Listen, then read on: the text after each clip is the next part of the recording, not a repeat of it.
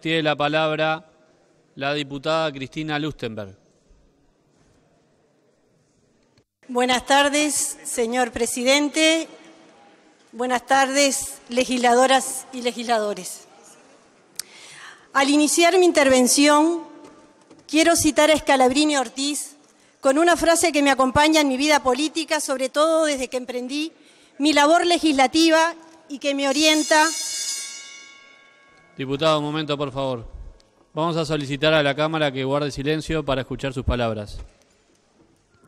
Como decía, en este día tan importante que estamos discutiendo en esta Cámara, presidente, la Ley Integral para Personas Trans, quería iniciar mi intervención citando a Scalabrini Ortiz con una frase que me acompaña desde el inicio de la actividad legislativa y que me orienta en mi trabajo diario.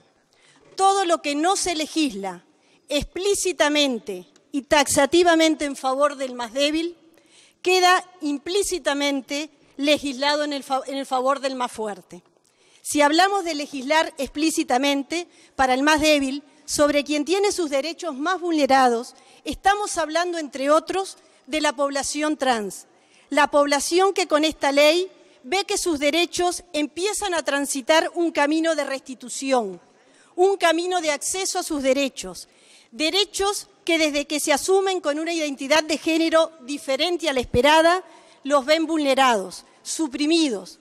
Una población que desde que asumen su identidad se vuelve desplazada, excluida, relegada en una discriminación que es sobre todas las cosas material y que afecta el desarrollo de sus condiciones físicas y reales de vida, o sea, literalmente, pierden derechos. Estamos hablando de una población, señor presidente, y les pido a los legisladores que nos escuchemos en el uso de la palabra. Estamos hablando de una población que, según el último censo del Ministerio de Desarrollo Social en el Uruguay, un país de aproximadamente como el nuestro, de 3.400.000 habitantes, asciende a ser censadas 933 personas trans, de las cuales un 88% son mujeres y un 12% son hombres. La edad promedio de este sector de la población es de 36 años y solo el 2% supera los 65 años.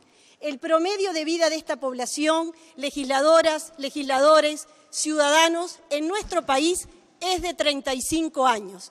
Yo creo que esta es una cifra que, si bien es un promedio, es interpelante para cada uno de nosotras y de nosotras.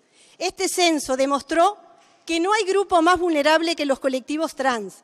Yo hace muchos años, desde mi ejercicio de médica pediatra, después en funciones que me ha tocado emprender desde el Poder Legislativo y desde ahora, trabajo formando parte de equipos de salud, de equipos vinculados al área de políticas sociales, en conjunto con la sociedad civil, en conjunto con familiares, personas trans y otras poblaciones vulneradas, como pueden ser, y específicamente también como médica pediatra, diciendo que la vulneración que todavía tienen los niños y adolescentes en nuestro país, la población trans, son el grupo más vulnerado de los más vulnerados.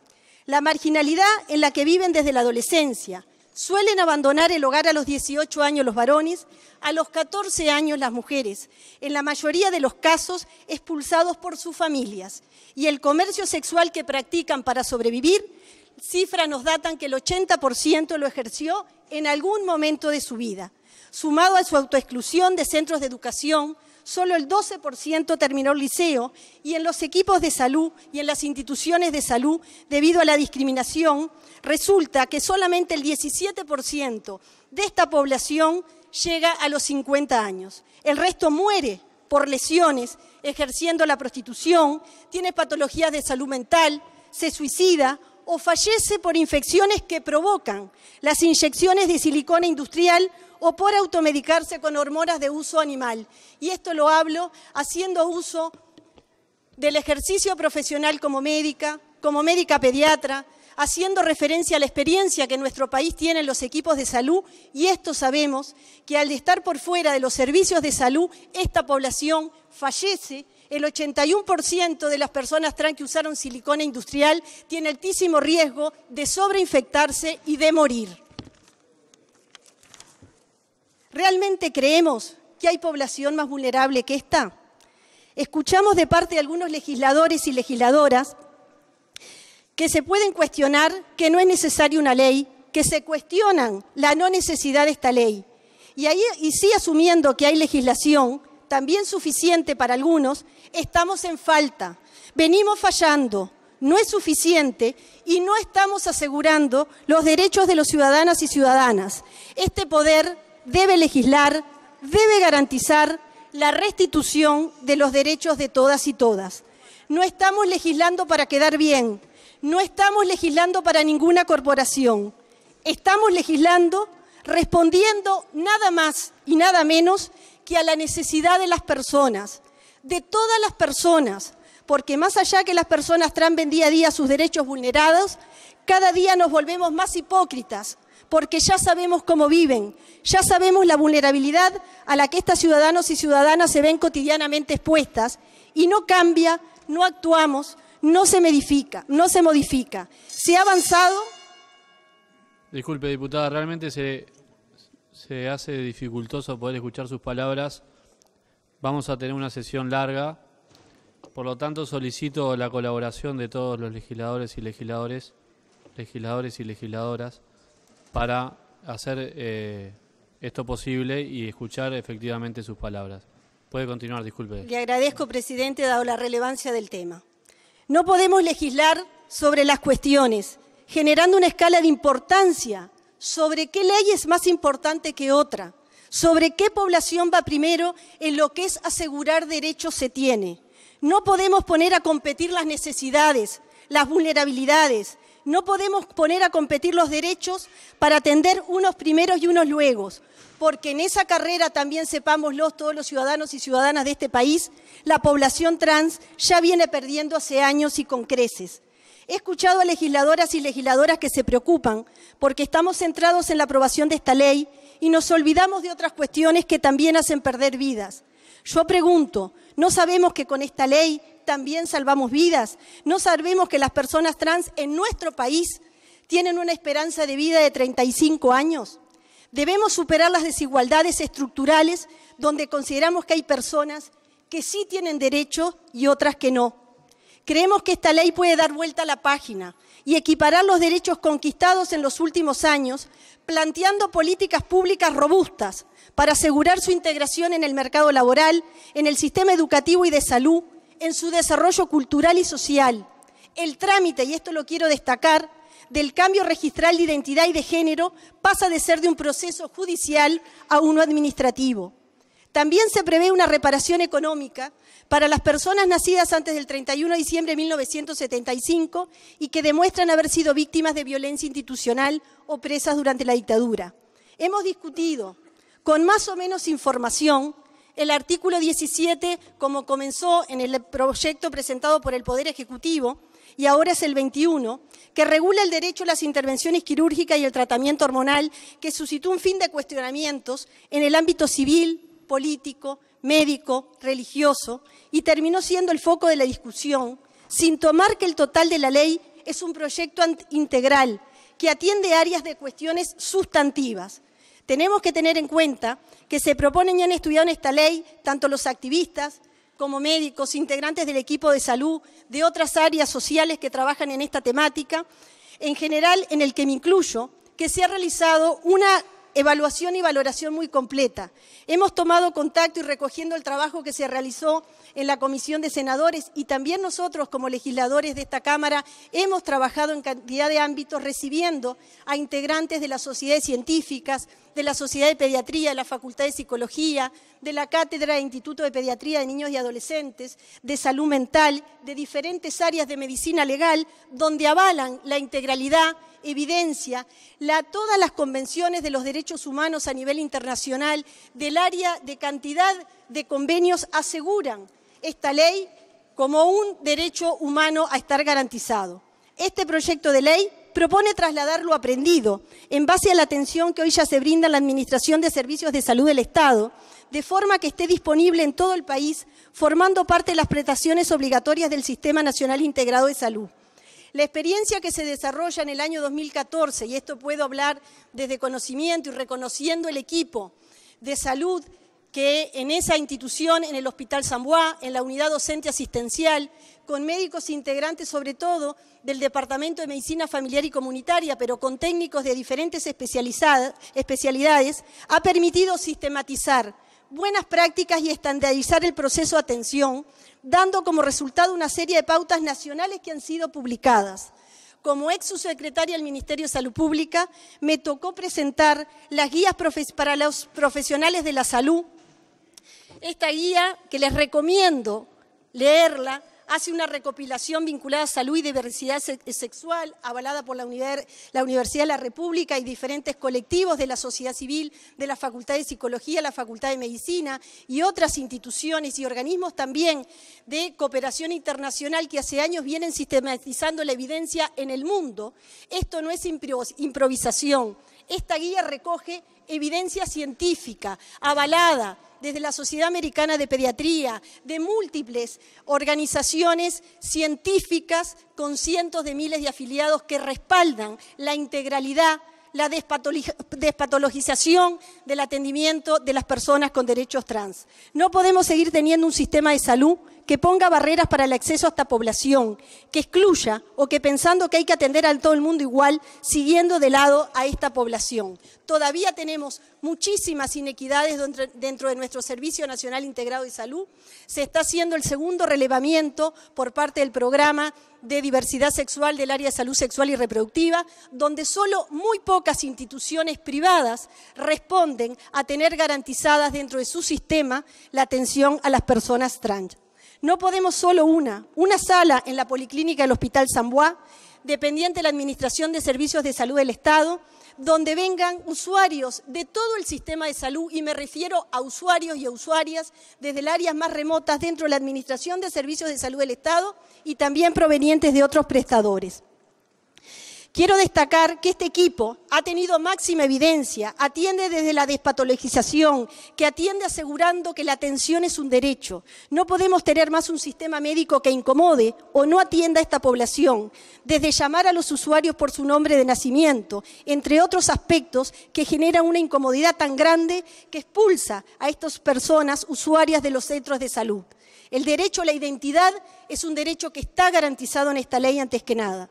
El objetivo del proyecto de ley tiene que ver con garantizar el acceso a la salud en las personas trans, incluyendo las prestaciones específicas de la hormonización y cirugías de la afirmación de género según la indicación. Y eso hablo como quien también ha trabajado en el diseño de las políticas públicas. Los tratamientos de hormonización están garantizados en el PIAS, también los tratamientos de cirugía, y también habrá que ver con la aprobación en este Parlamento de los centros de referencia como centros que sean altamente especializados para también atender las cirugías que requiere este cambio de identidad. Fue muy repetido, pero es importante remarcar que la indicación de la cirugía y el tratamiento hormonal siempre tiene un proceso previo de evaluación con distintas especialidades, y esto está protocolizado. No es una decisión personal únicamente, sino es tratado por un equipo de referencia.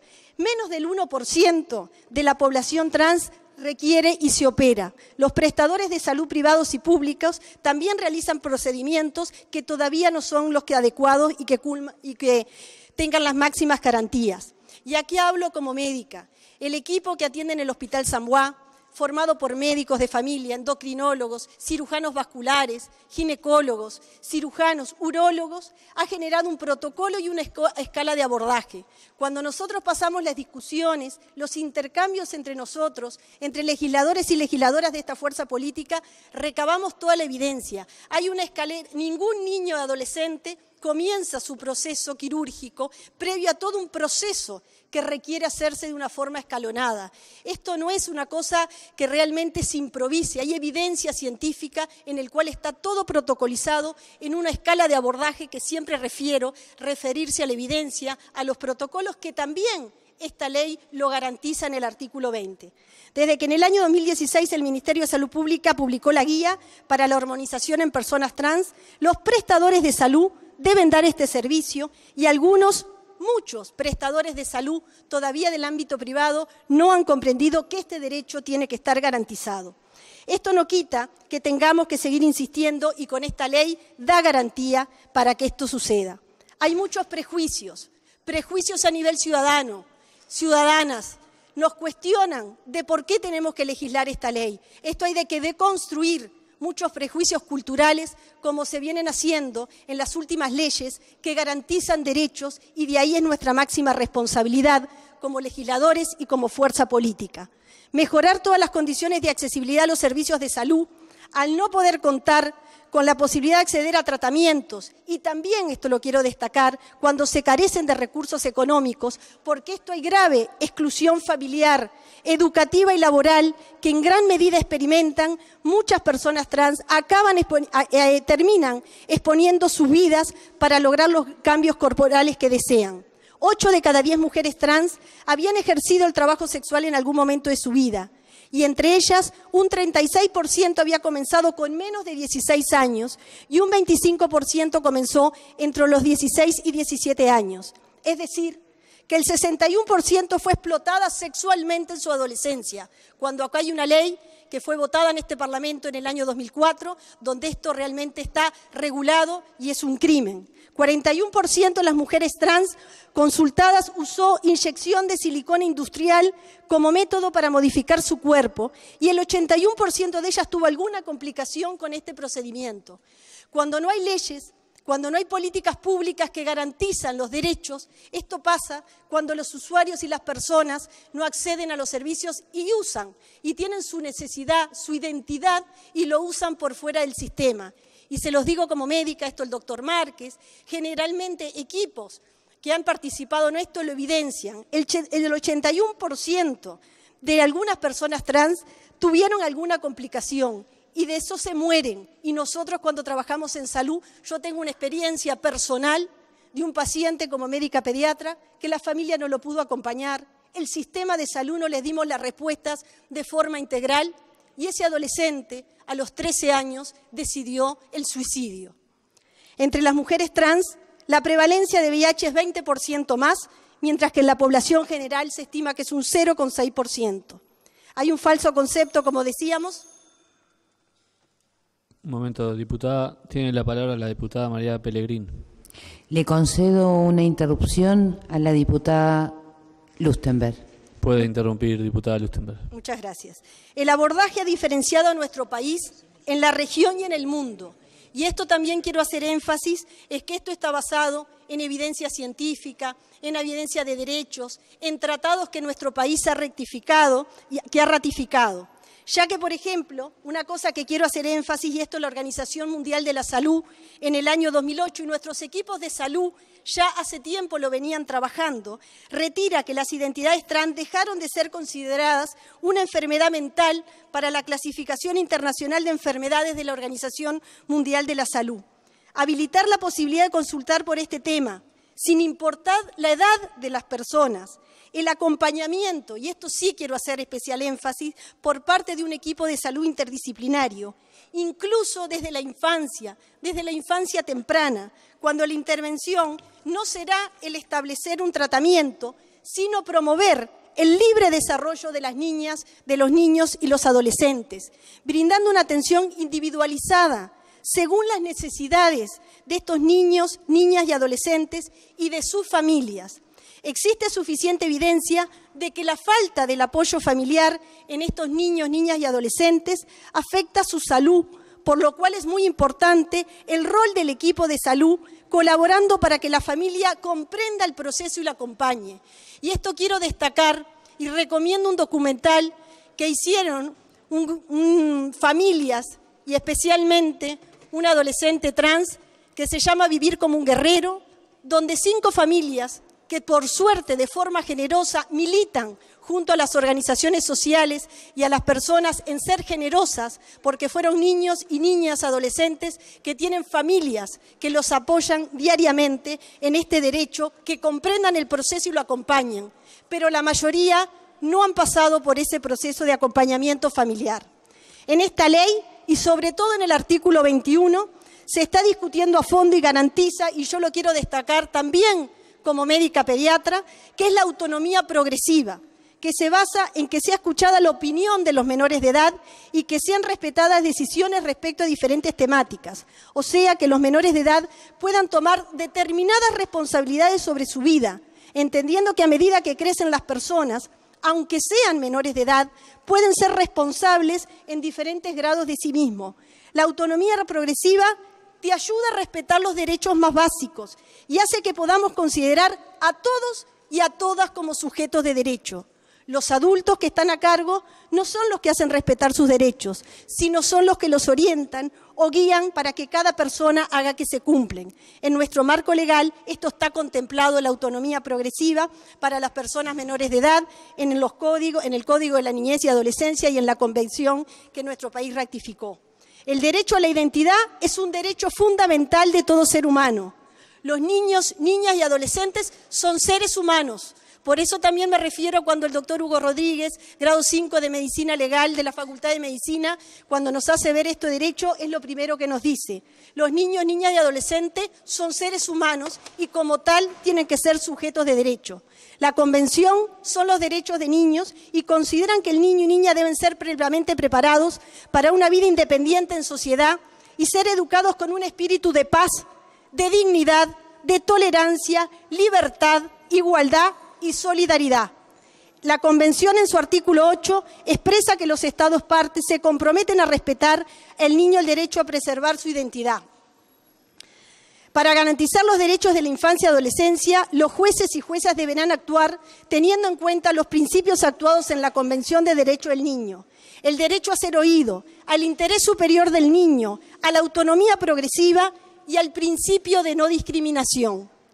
Dejar a los niños, niñas y adolescentes rehenes del consentimiento y la voluntad de sus padres o tutores para la realización de sus derechos fundamentales sería retroceder 100 años en materia de derechos humanos. Cuestionar la autonomía progresiva, el derecho a ser oído y el interés superior sería volver a prácticas arbitrarias que sometan a los niños al poder absoluto de sus padres y tutores frente a una sociedad en general. Y en eso he trabajado hace muchos años en políticas de infancia y adolescencia, donde nuestra sociedad en general los deja expuestos a malos tratos, abusos y sobre todo a conductas y decisiones arbitrarias que vulneran los derechos humanos. Y los niños y niñas trans son los primeros que tienen sus derechos vulnerados. Pero más allá de todas las decisiones y los mitos, esta ley nos interpela, esta ley nos cuestiona, esta ley nos pone de frente a una realidad que es muy dolorosa de la población trans y ante una omisión del Estado que no estaba y no está asegurando los derechos de las personas y personas trans. Esta ley nos cuestiona lo más profundo de nuestros prejuicios, nos cuestionó a transitar a todos los legisladores un proceso de estudio, de entendimiento, de los que mayor formación científica podíamos tener, académicas, del área jurídica. Tuvimos un espacio de asesoramiento jurídico importante que nos generó un proceso de comprensión y de entendimiento. Pero antes que nada y antes de terminar, quiero terminar con algunos conceptos que para mí son básicos. Esto nos llevó a un proceso de empatía, a ponernos en la piel de las y las personas trans y de sus familias, porque nadie quiere sentirse como se sienten ellos y ellas al ser excluidos, cuestionados, porque nadie quiere vivir tal nivel de incertidumbre al tomar una opción distinta a la convención, a la desprotección que hoy sufren. Este proyecto de ley pone en el centro la realidad de vida de muchas de las personas de nuestro país que han sido condenadas a sobrevivir, sufriendo múltiples discriminaciones, violencias y exclusiones y a cargar con ellas el estigma de lo anormal. Y la discusión de esta ley también destaco, como dijo Marcela Pini en una elocución, que ha puesto la voz de las personas trans como de sujetos de derecho antes que nada. Este proyecto de ley integral tiene como principal cometido asegurar el derecho de las personas a las personas trans a una vida libre de discriminación y estigmatización, para lo que se establecen mecanismos y medidas y políticas integrales de prevención, atención, protección, promoción y reparación. Garantiza identidad de género, la expresión de género garantizada. Es un proyecto de ley que propone acciones afirmativas para la inclusión educativa y laboral, presta apoyo psicológico, pedagógico y social. nos garantiza que no queden excluidos del sistema educativo. Este proyecto de ley transforma el procedimiento para obtener la adecuación registral de nombre y sexo, dejando de ser un proceso judicial, como hay relatos que hoy tenemos, como puede ser el de Lucía, que le costó 6 años en lograr el derecho a su identidad, para hoy ser un mero acto procedimiento administrativo. El acceso a la salud lo destaqué y por eso quiero decir que esta ley debe exigirle a todos los prestadores del Sistema Nacional Integrado de Salud, y como lo destaca el artículo 21, lo exige por la Ley de Derechos de la 17.211 y también la ley que defiende el derecho de los usuarios, lo cual me parece sustantivo. La ley 18.211 y después también garantiza derechos en la ley que defiende derechos y prestaciones de los usuarios. En las trayectorias de vida de muchas personas trans se identifica todo el impacto de esta discriminación, exclusión familiar y social que padecen. Por eso, cuanto más temprano ocurra este proceso de aceptación y apoyo, aumentarán las posibilidades de prevenir los procesos de violencia, exclusión y discriminación. Antes de terminar, quiero decir que todo esto hace a la ley. ¿Aún nos parece que estaba regulado? ¿Podemos seguir diciendo eso? ¿Que ya estaba resuelto? Nosotros creemos que no, desde esta fuerza política y también con anuencia de muchos legisladores que forman parte del resto del sistema político, que hoy nos legitima estar hoy en esta ley, en este ámbito parlamentario, discutiendo y viendo cómo vamos a avalar una ley que ya tiene media sanción en el Senado, pero garantiza derechos antes que nada. Toda la situación de desprotección y de incertidumbre que se genera a partir de asumirse una realidad diferente a la Convención se agrava si no tenemos recursos. Y eso también, vuelvo a la frase de Scalabrini Ortiz, realmente los más vulnerables son los que menos recursos tienen. Si quedan a la intemperie y solo dependen del Estado y la protección que hasta hoy no brindaba, en la medida necesaria, porque hablando con claridad, tiene que ver con la creación de oportunidades, de posibilidades. No podemos seguir en este grado de inequidad sabiendo que existe un colectivo. Como ciudadana me lo interpelo, en mi ámbito familiar, en mis vecinos, también en compañeros y compañeras del sistema de salud que no ven la vulnerabilidad que tiene este colectivo y desde ahí lo tenemos que deconstruir. No estamos legislando solo para seguir avanzando en cuestiones relacionadas a asegurar la identidad de género. No estamos legislando solo una cuestión de inequidad en acceso a oportunidades y a condiciones de supervivencia. No estamos legislando para que no mueran personas trans a los 35 años. No estamos legislando solo porque hemos estado omisos como Estado. No estamos legislando solo porque debemos dejar de ser hipócritas. No estamos votando para algunas y para algunos. Estamos votando por toda una sociedad que queremos que cada día sea más justa, equitativa, generosa y solidaria. Estamos legislando, votando, porque debemos hacerlo, porque es necesario hacerla y porque debemos de poder seguir avanzando como sociedad en la construcción de un marco normativo inclusivo, abarcativo y que no discrimine en los hechos. Una legislación que asegure, que proteja, que universalice un marco normativo adaptado a la realidad, a la nueva y amplia realidad, sin negociaciones, sin hipocresías y sin mirar para el costado. Nuestra responsabilidad como legisladores y legisladoras es legislar para la ciudadanía, pero sobre todo legislar para todas y para todos. Muchas gracias.